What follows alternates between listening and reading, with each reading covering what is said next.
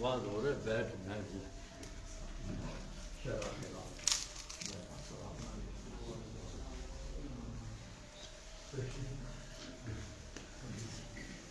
کیا چھوڑ کر آیا ہوں؟ اللہ اور اللہ کا رسول چھوڑ اسی ٹائم اللہ رب العزت نے جبریل امین کو حضور کی بارگاہ میں بھجوا دیا اور کیا کہا کہ اے محمد صلی اللہ علیہ وسلم اپنے صدیق کو میرا سلام۔ حضور علیہ السلام نے حضرت صدیق اکبر کو کہا کہ اللہ نے تجھے سلام دیا ہے۔ جس طرح یہ بات آپ کی زبان اقدس سے نکلی حضرت صدیق اکبر کو وجد آ گیا، آپ حضور کا رقص کرنے لگ گئے، پھرنے لگ گئے حضور میں۔ یعنی بتانے کا مقصد یہ ہے کہ جو عاشق لوگ ہوتے ہیں یہ حضور کو عشق کی نگاہ سے تکتے ہیں، اور یہ جو نگاہ ہے یہ رب کو بہت پسند ہے۔ تو حضور سے اگر محبت کریں گے ہم تو کس طریقے پہ کریں گے؟ محبت کی نگاہ سے کریں گے۔ اور جو حضور علیہ السلام کے فیض سے فیضیاب ہے، حضور علیہ السلام کے نور سے منور ہے، حضور علیہ السلام کے قرب سے اس کا دل مقرب ہے، شفیع ہو گیا ہے، شفاف ہو گیا ہے، اس کی بھی جو محبت ہے وہ در حقیقت حضور کی محبت ہے۔ سبحان اللہ۔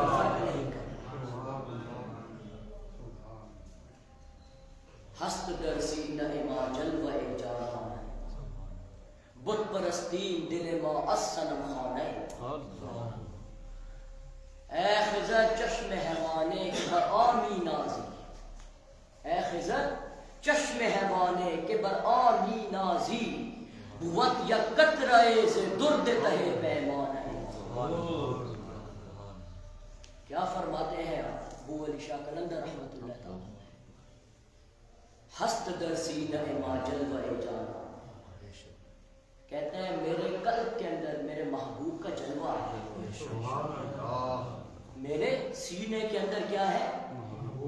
میرے محبوب کا جلوہ ہے۔ بت پرستے دل ما از صنم خانہ، اور میں کیا کرتا ہوں؟ اپنے اس محبوب کے گرد میں طواف کرتا ہوں، اور پھر میں کیا کرتا ہوں؟ سجدہ ریز ہوتا ہوں۔ بت پرستے دل ما از صنم خانہ، آگے کیا فرماتے ہیں؟ اے خضر چشم حیوانے کے برامی ناز، اے خضر تو جو اپنے آب حیات پر ناز کرتا ہے، جو تو پی کے یہ سمجھتا ہے کہ اب مجھے موت نہیں آئے گی، حیات ہے، تو یہ جان بوت یک قطرہ ہے، وہ تو ایک قطرہ ہے، زِ درد تہے پیمان ہے، میرے پیمانے کا آخری قطرہ ہے، اللہ بوت یک قطرہ ہے، زِ درد تہے پیمان ہے۔ اللہ میں سمجھنے کی توفیق، جاننے کی توفیق۔ یہ صوفیہ عام نہیں ہے، یہ صوفیہ بہت خاصوں کے خاص ہیں۔ ان کی نگاہیں، ان کی زبان، ان کا کلام، ان کا بولنا، ان کا پکڑنا، ان کا چلنا، ان کا دیکھنا سب اللہ کی کرامت سے ہوتا ہے۔ جس طریقے پر حضور قبلہ مرجی سرکار رحمۃ اللہ تعالی علیہ فرماتے تھے کہ حضور کا تو چلنا بھی معجزہ ہے، اس طریقے پہ صوفیاء کا بھی چلنا کرامت ہے۔ کیوں؟ کیونکہ وہ حضور کے نور سے چلتے ہیں۔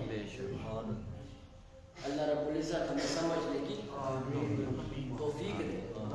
حضور غوث الاعظم دستگیر رضی اللہ تعالیٰ آپ کے پاس ایک عیسائی آیا اور کہا حضور مجھے مسلمان کر دیا۔ آپ نے اس کو مسلمان کر دیا۔ وہ عیسائی مسلمان ہونے کے بعد لوگوں سے کہتا ہے کہ میں یمن کا رہنے والا ہوں۔ کہاں کا؟ یمن کا رہنے والا۔ اور میں نے دل میں یہ سوچ کی، فکر کی، اسلام کی محبت میرے دل میں آئی، تحقیق جو ہے کر رہا تھا میں، اب میری عمر گزر چکی ہے کہ اب میں ایمان لے لوں، مسلمان ہو جاؤں، کیونکہ جو راحت اور جو فضل میں مسلمانی میں دیکھ رہا ہوں مجھے عیسائیت میں نہیں میسر آ۔ تو میں نے اللہ سے دعا کی کہ یا اللہ بندے کے ہاتھ پہ مسلمان کر کہ جو دنیا میں تیرا بہت شفیق اور بہت مہربان تیرے بہت قریب ہو. کہا کہ ابھی یہ خیال ہی میرے ذہن سے گزرا تھا کہ مجھے نیند آ گئی, میں سو گیا. نیند کے غلبے میں خواب میں دیکھتا ہوں حضرت عیسیٰ علیہ السلام میرے خواب میں تشریف اور مجھے کہتے ہیں کہ اے سنان تو اٹھ اور بغداد جا. اے سنان تو اٹھ اور بغداد کی طرف اپنا رخ کر اور ادھر شیخ عبد القادر جیلانی کے پاس, یہ بہجت الاسرار میں یہ واقعہ آپ کا موجود ہے. ایسا نام اٹھ بغداد کی طرف رخ کر, وہاں پر ایک شخص ہے شیخ عبد القادر جیلانی رضی اللہ عنہ, ان کی بارگاہ میں جا اور ان کے ہاتھ پر جا کے مسلمان ہو جا. کیوں؟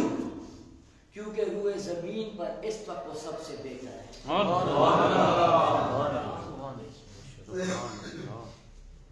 اب حضور غوث اعظم دستگیر کی فراست کو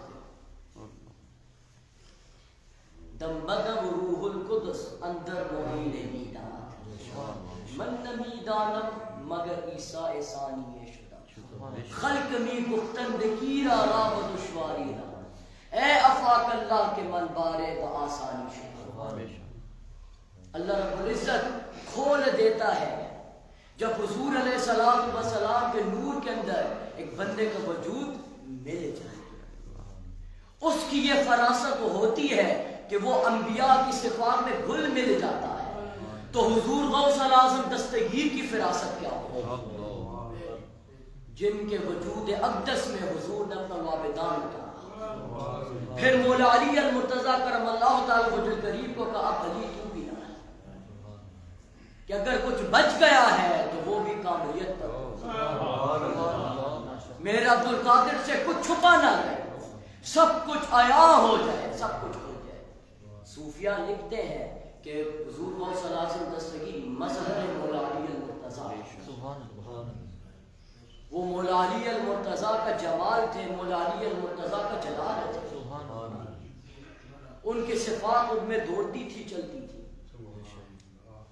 حضور غوث اعظم دستگیر کی نیت لے کے وہ عیسائی چلا. اللہ ابھی وہ نیت لے کر چلا ہے. حضرت عیسیٰ علیہ السلام اس کی خواب میں کہ جا اٹھ اور جا اس شخص سے, یہ دعا تھی اس شخص کی.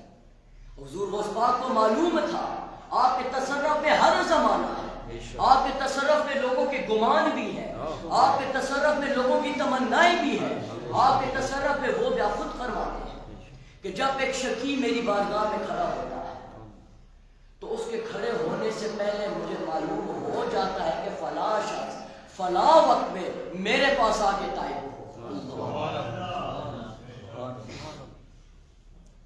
حضور غوث اعظم دستگیر خود فرماتے ہیں کہ میں منبر پہ جب بیٹھ جاتا ہوں تو اگر میں توحید کے اوپر بات کر رہا ہوں تو صرف وہ بات نہیں ہوتی بلکہ رب قلب کے اندر لوگوں کی توحید اتار دیتا ہے. اگر میں حضور علیہ الصلوۃ والسلام کی محبت اور عشق پہ بات کر رہا ہوں تو رب یہ عشق اور محبت ان کے قلب میں اتار دیتا ہے. اگر میں شوق اور ذوق اور ولولے پہ بات کر رہا ہوں تو رب قلب کے اندر شوق اور ذوق اور ولولہ اتار دیتا ہے. اگر میں وحدت پہ, وحدانیت پر اور وجد کے اوپر بات کر رہا ہوں تو خالی وہ بات نہیں ہوتی بلکہ لوگ اس کیفیت سے گزر رہے ہیں. حضرت شاہ عبد الوہاب حضور غوث اعظم دستگیر کے فرزند ہیں. آپ فرماتے ہیں کہ میرے والد نے 40 سال درس اور تدریس کا کام کیا, واعظ کا کام کیا. ہم دیکھتے تھے اپنے والد کے واعظ میں کہ کوئی ایسا واعظ نہیں ہے کہ جس میں لوگوں کی جانیں اس کے وجود سے نہ کیا. ہم خود اٹھاتے تھے لوگوں کو, اور بعض اوقات حضور غوث اعظم دستگیر میرے والد جب واعظ میں بہت پیک پر چلے جاتے تھے تو آپ کا حال ہم دیکھتے تھے کہ آپ اپنے منبر سے اڑتے تھے آپ, اور اڑ کے پھر آپ 2 قدم ہوا میں لیتے تھے اور پھر اس کے بعد اپنے منبر پہ آ کے بیٹھتے. یہ کیفیات آواز کے دوران آپ کے اوپر دیکھا ہے. تو حضور غوث اعظم دستگیر میں کیا دوڑ رہا ہے, مولا علی المرتضیٰ کا خون دوڑا. حضور علیہ السلام کا لعاب ہے. ان کے اندر جو صفات ہے, ان کے اندر جو کمالات ہیں, ان کے اندر جو انوار ہے, یہ کس کے ہے؟ عبد القادر المشہور وہ جدی صاحب العین الکمال. یہ حضور علیہ السلام کے ہیں. اللہ رب العزت ہمیں سمجھنے کی, ہمیں جاننے کی. آپ خود فرماتے ہیں کہ میرا دل کرتا یہ ہے کہ میں پہلے جیسے زندگی گزاروں, جنگلوں میں چلا جاؤں, نہ مجھے کوئی پہچان سکے نہ میں کسی کو پہچان, نہ مجھے کوئی دیکھے نہ میں کسی کو تکوں, بس رب کی وحدانیت میں گم ہو جائے. لیکن اللہ رب العزت نے میرے قلب کے اندر لوگوں کی مہربانی کو کہ جا عبد القادر, تجھے جنگلوں کے لیے پیدا نہیں کیا گیا, تو جا اور لوگوں کو بتا کہ میں اللہ کا ولی ہوں. مجھ پر رب نے فضل کیا. اگر کوئی تیرے علم سے تائب نہیں ہوتا تو اس کو اپنی کرامت سے تائب کہا. اللہ رب العزت ہمیں سمجھنے کی توفیق. ہست در سینہ ما جلوہ جانا, ان کے سینوں کے اندر, ان کے وجودوں کے اندر رب کا دیدار ہوتا ہے. حضور خود فرماتے ہیں علی تجھے دیکھنا عبادت ہے. یہ کیوں تھا؟ کیونکہ مولا علی المرتضیٰ اتنے حضور کے عشق میں گم تھے کہ ان کے سینے کے اندر حضور کا دیدار تھا. ان کے وجود کے اندر حضور علیہ السلام کی صفات دوڑ رہی تھی. اب حضور علیہ السلام نے کیا کیا کہ مولا علی المرتضیٰ کرم اللہ تعالی وجہ کریم کو قبلہ بنا کہ علی تجھے دیکھنا کیا ہے؟ عبادت ہے. اور حضور خود فرماتے ہیں کہ ولی کون ہوتا ہے کہ جب تو اس کے چہرے کو تک تو اللہ کی بات میں تو اللہ کا ہو جا. ہر قسم کا گناہ اور ہر قسم کا فریب تیرے قلب سے اس وقت کے لیے نکل جائے اور تو اللہ کی یاد میں گم ہو جائے. اس کے چہرے میں کشش یہ ہوتی ہے کہ اس نے کچھ بولا بھی نہیں ہے. اس کے قلب اور اس کی صورت اور اس کی سیرت میں تم تک لو گے کہ رب بستا ہے, رب کے انوار چلتے ہیں. اللہ رب العزت ہمیں سمجھنے کی. تو کیا فرما دیا کہ اے علی تجھے دیکھنا کیا ہے؟ عبادت. اور مولا علی المرتضیٰ کیا ہے؟ جن سے ولایت کا سلسلہ شروع ہوا اور شروع ہوا تو اس کو کاملیت میں کس نے پہنچایا؟ حضور غوث اعظم اللہ اکبر. حضور غوث اعظم دستگیر نے پہنچایا. اور کس صورت میں پہنچایا؟ آپ نے فرمایا جب میں بغداد سے نکلا, جب میں بغداد سے نکلا عبادت کی غرض سے خاص اللہ کو پانے کے لیے, تو مولا علی المرتضیٰ کرم اللہ تعالی وجہ کریم کے حالے میں تھا. اللہ وہ خود میری رہنمائی فرماتے تھے کہ اے عبد القادر تو یہ کر. اللہ رب العزت ہمیں سمجھنے کی. آپ خود فرماتے ہیں شکر للہ نہ مردین برسیدین بدوست, آفری بعد ہمی ہمت مردان ہے. یہ حضور غوث اعظم دستگیر کا شعر ہے. شکر للہ نہ مردین برسیدین بدوست, آفری بعد ہمی ہمت مردان ہے. مجھے اپنے اوپر فخر ہے. شکر للہ, رب کا شکر ادا کر دو. نہ مردے نہیں مرا میں برسیدین بدوست, اپنے دوست سے جا ملا.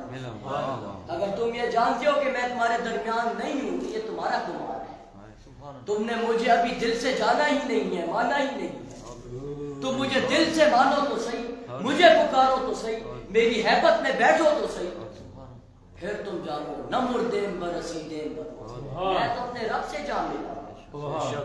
شکر للہ نہ مردین برسیدین, آفری بعد ہمی ہمت. مجھے اپنی اس ہمت مردانہ کے پر ناز ہے. نعرہ پیر مجھے ناز ہے اور ہمیں بھی ناز ہے ہم ان کی, اور ہمیں بھی ناز ہے ہم ان کے رہیں گے اور ان کے ہو کے مرے, ان کے صدقے سے ان کے ہو کے مرے. ہمارا بولنا کیا ہے؟ کاملیت کا جامہ پہنائیں گے تو وہی پہنائیں گے. اللہ رب العزت ان کی محبت میں ہمیں اٹھائے، ان کی محبت میں حضور کی بارگاہ میں ہمیں پہنچائے، ان کی محبت میں اللہ جل شانہ ہمارا حشر نشر۔ حضور غوث الاعظم دستگیر کا دھوبی ہے، قبر میں گیا، نمازیں نہیں تھی اس کی۔ میں محبت کی بات جو ہے کرنا چاہتا ہوں، کیونکہ محبت سے تقریر کا آغاز بھی کہ عشق کیا ہے، کہ پیر کو اپنے عشق کی نگاہ سے تکو، اس کو اپنے عشق اور محبت کی نگاہ سے تکو، اس کو اپنی عبادت سے نہ قائم کرو۔ عبادت اپنی جگہ پر، لیکن پیر راضی ہوتا ہے اس وقت کہ جب اس کی حکم کی تکمیل ہو، جب اس کے کہنے کے اوپر عمل ہو، جب اس کے حکم پہ چلا جا سکے۔ اس کا کیا کام تھا کہ وہ حضور غوث پاک کے خالی کپڑے دھوتا تھا۔ فوت ہو گیا، منکر نکیر آئے قبر میں کہ بتا دین کیا ہے تیرا؟ اس نے کہا عبد القادر۔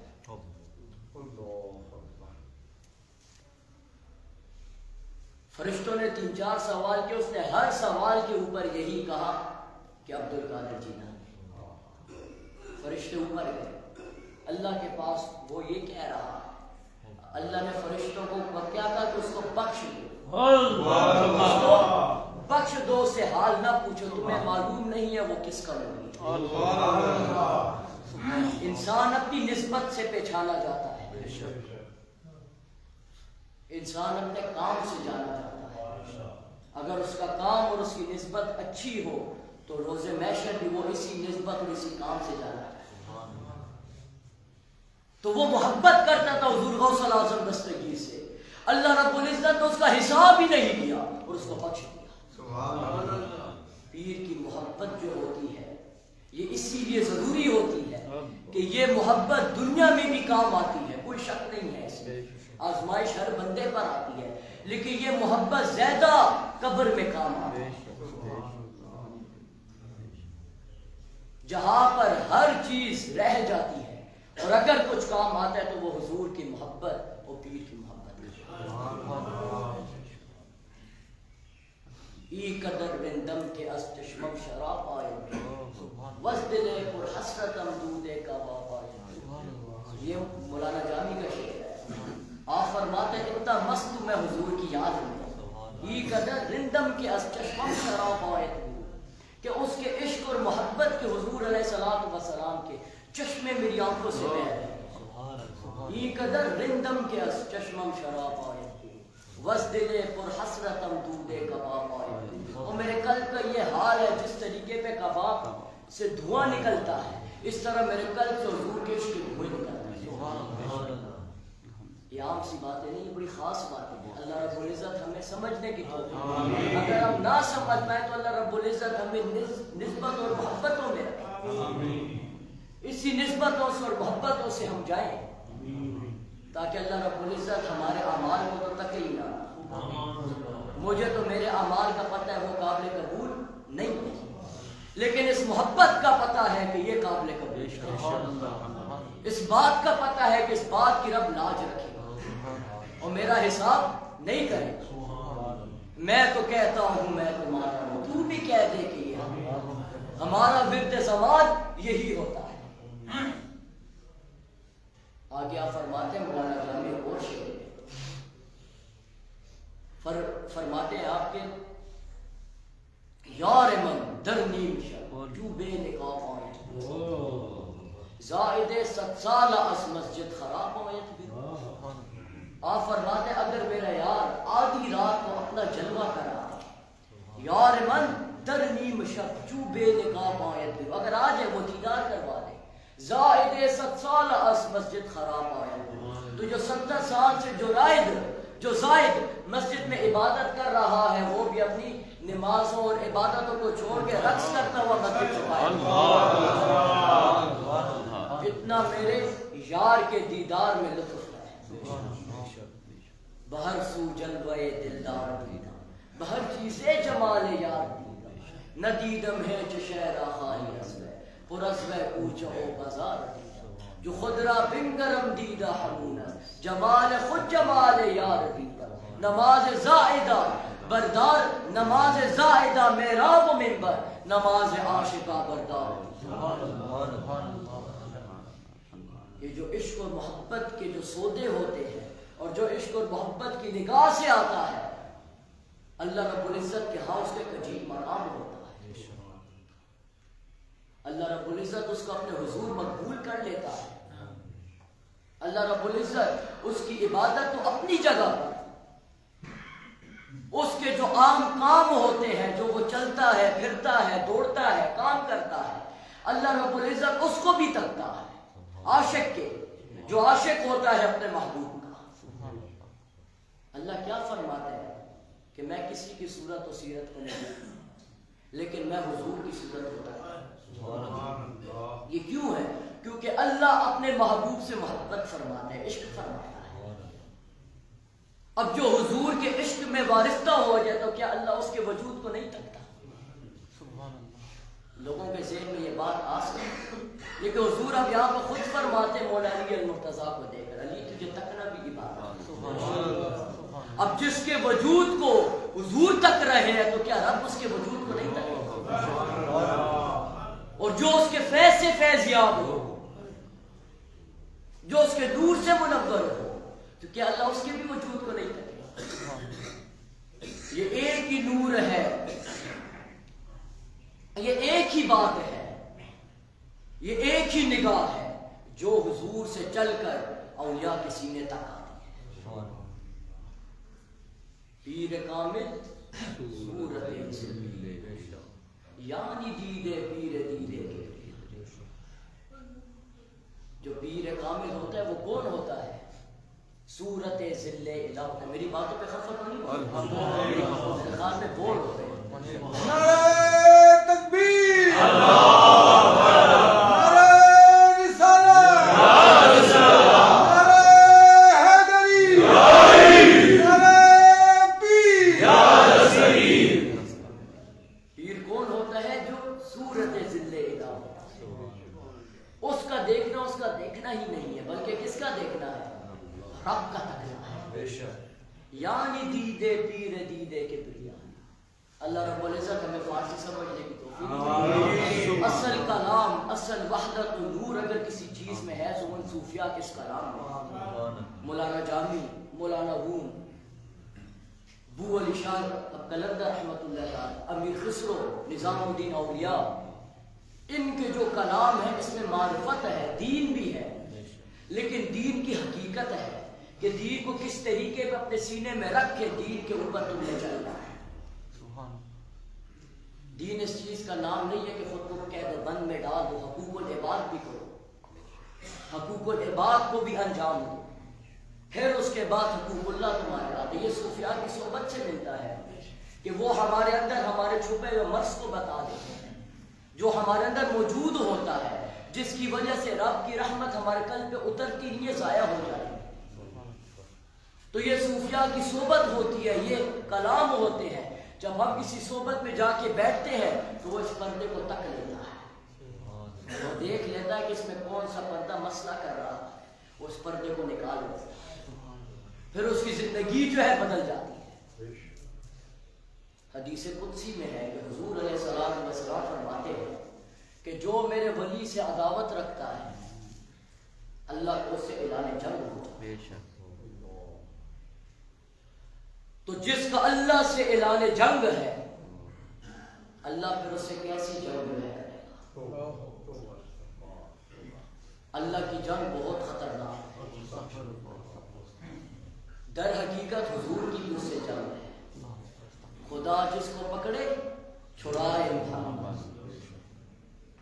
خدا جس کو پکڑے چھڑائے محمد، محمد کا پکڑا نہیں چھوٹ سکتا۔